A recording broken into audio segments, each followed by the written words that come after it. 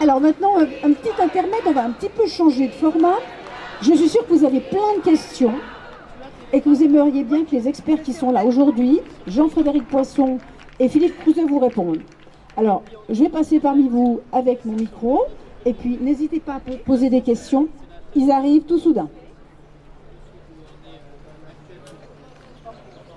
Voilà, nous sommes à disposition. Jean-Frédéric Poisson de la France. Philippe Couze de la Suisse allemande. We are a dream team. Alors moi j'ai une question parce que j'ai lu sur les réseaux sociaux que le traité qui avait été accepté avait été édulcoré, c'est-à-dire qu'ils avaient enlevé des articles, une cinquantaine, pour le faire passer et qu'ils allaient les représenter ensuite, par la suite, pour les réintroduire. Est-ce que c'est vrai? Est-ce qu'on peut avoir des détails à ce sujet? Est-ce que vous parlez du traité pandémique? Oui. Oui. Ok. Pour des raisons techniques, je suis un tout petit mieux en anglais. Je vais répondre en anglais. So the only thing that has changed or that was subject to a serious debate was Article 12 regarding pathogen access benefit sharing, which is more or less the idea behind it that every member state who does surveillance, testing, and finds a pathogen, or even does laboratory work on pathogens, is invited to provide his scientific findings onto this joint platform. The abbreviation is PABS, Pathogen Access Benefit Chain. And this platform then, the idea behind it is, the entire world shall be in possession of the latest, most dangerous pathogens in order to be in the position to create antidotes, so vaccines, right? And then comes in here an economic incentive. The idea is that those nations who bring the most recent versions of the most dangerous pathogens shall be compensated or shall have the possibility of compensation for providing this sequence to other countries who can use it for making vaccines. So you see, this is a very wobbly concept. There is the question, what is the price of a pathogen and what is the benefit of providing an economic incentive to member states to even artificially engineer new pathogens. There's no clear prohibition.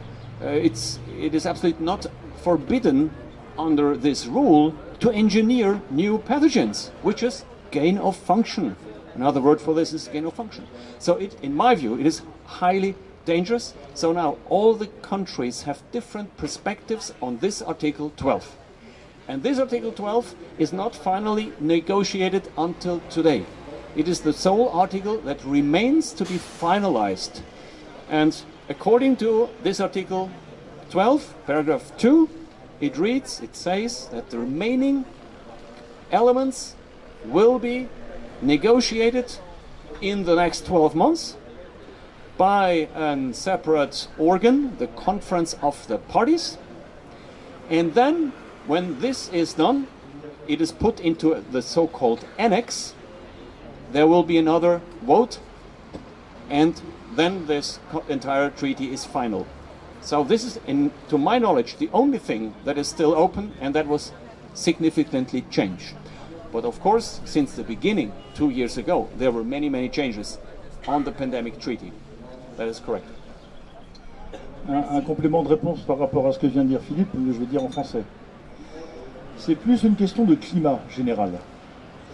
La tactique qui a été adoptée par l'OMS consiste, comme dans une négociation au fond, à pousser le plus loin possible sur les premières propositions, voir comment les choses réagissent, et à modifier ou affaiblir le texte pour qu'il soit adopté.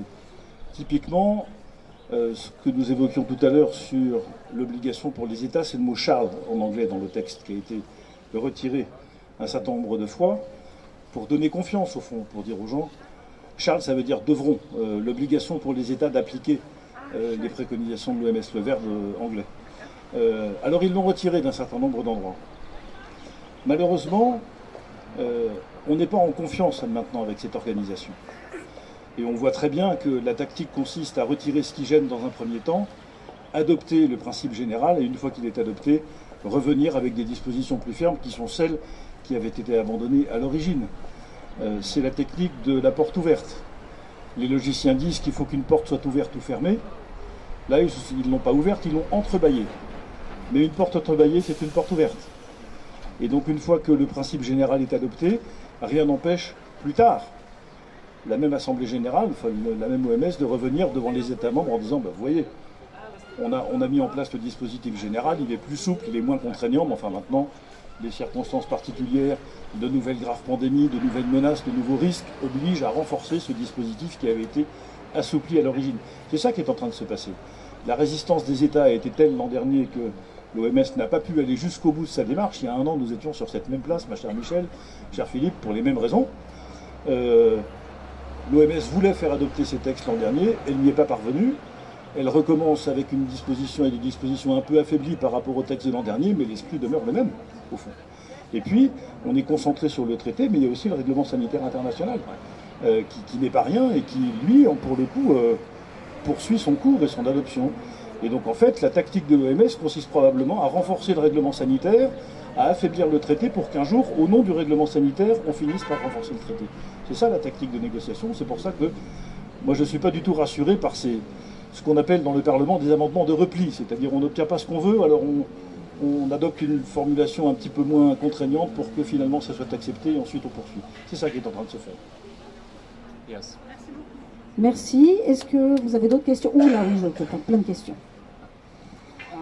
Est-ce que vous ne croyez pas que, abstraction faite des problèmes juridiques, administratifs, etc., et the wind of change from America, c'est-à-dire les déclarations de Robert Kennedy, les démarches de la part du gouvernement de Trump de retenir les moyens financiers, je crois que la solution viendra aussi de ce côté-là, pas uniquement du point de vue administratif, juridique.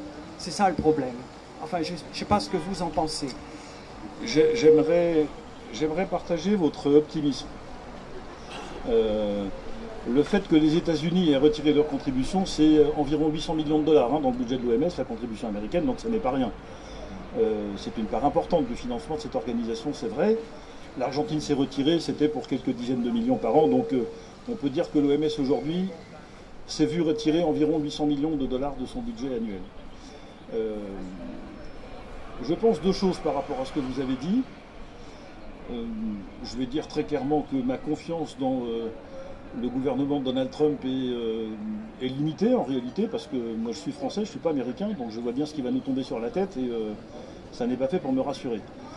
Néanmoins, le vent de liberté qui souffle sur ces questions-là et qui traverse l'océan Atlantique sera bénéfique pour nous probablement. Nous ne sommes plus les seuls à défendre ce que nous défendons. Si même le secrétaire d'État à la santé des États-Unis est aligné sur des positions qui sont les nôtres, ça veut dire qu'on ne s'est peut-être pas trompé depuis le début. En réalité, vous étiez, mesdames et messieurs, esprit chagrin que vous êtes, grincheux que vous êtes, des affreux complotistes il y a 3 ans, puis aujourd'hui le monde entier découvre que vous avez raison sur la crise sanitaire. Et probablement qu'on découvrira aussi dans quelques temps que sur l'OMS nous avions raison. Entre-temps, il se sera probablement passé ce qui est en train de se produire en Europe, dans les pays d'Europe. Je parle de l'Union européenne ici, alors par chance pour vous, chers amis suisses, vous êtes un peu à l'écart de ça. Oui, restez-le, c'est mon conseil. L'Europe compensera. Et ce que les États-Unis impriment comme mouvement de libération des esprits, si j'ose dire, s'apprête à être largement compensé par une pression accrue dans les pays européens sur ces sujets. Donc c'est une espèce d'effet de balance, si vous voulez, de vase communicant. Mais l'Union européenne ne va pas se laisser faire. Regardez ce qui est en train de se produire en ce moment, l'affaire de Mme von der Leyen et des vaccins. La Cour de justice de l'Union européenne vient d'enjoindre Mme von der Leyen de produire les échanges qu'elle a eus avec le président de Pfizer. Évidemment que tout ça a été détruit et que ça promet encore des procédures judiciaires longues, mais l'Union européenne ne va pas se laisser faire. Elle va se défendre et elle est en train. Les thématiques sur le pass sanitaire international continuent d'avancer, l'identité européenne continue d'avancer, la monnaie numérique continue d'avancer, enfin tout ça est en train de produire un environnement contre lequel, malgré tout, je crains que même les avancées extrêmement énergiques de Robert Kennedy Jr. ne suffiront pas pour nous décharger de ce carcan. Donc j'espère ça quand je vois le fonctionnement des instances européennes et l'absence totale de résistance des États membres de l'Union européenne, parce que c'est quand même ça le problème, c'est toujours pareil. Ça ne sert à rien d'accuser l'Union européenne, ce qu'il faut accuser c'est la lâcheté des gouvernants qui siègent, qui sont représentés au sein de la Commission. C'est ça le problème. Les responsables sont nos gouvernants. L'Union européenne, elle ne fait que ce que les autres la laissent faire finalement. Donc c'est pour ça qu'il faut redoubler d'énergie pour faire en sorte que nos gouvernements finissent par comprendre que l'Union européenne est en train de nous détruire. C'est mon sentiment. Yes. In a nutshell, very brief, I share your hope. I personally have met Robert F. Kennedy in Switzerland 3 years ago, and since then I've followed his activities, even before. He is a sincere man. He has dedicated his entire career as a lawyer to fight for what he's fighting for right now. So he has a proven track record. And this is not a business where you can make a lot of money and where you can get a lot of fame. So, yes, he is a sincere person, he has a great team, and he has inherited a job of an agency that has been built up with the powers of the industry. And this industry, we are talking about a pharmaceutical, military-industrial complex. They have grown so powerful in the last 60 years that it is impossible to stop this machinery from one day to another. And what we can see already now is he brings fresh wind into the media, into the press. Media have to report when the American health minister speaks. At least, after a while, they will do so. This helps. And he has done a number of important steps into the right direction, which some months ago would have seemed impossible to do, and he has done it.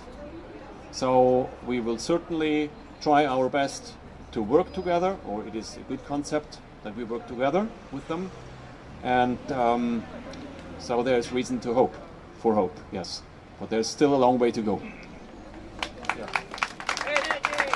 Est-ce qu'il y a encore une question? My best wishes to the Kennedy team, to the Maha team, of course. Yes, of course, Maha. Make health great again. Yes. This is also valuable for all of us. Make health great again. It's applicable for the entire population of the entire world. Bonjour. Bonjour, merci beaucoup pour vos interventions. J'aimerais déjà réagir par rapport à M. Kennedy, enfin par rapport à ce qui se passe.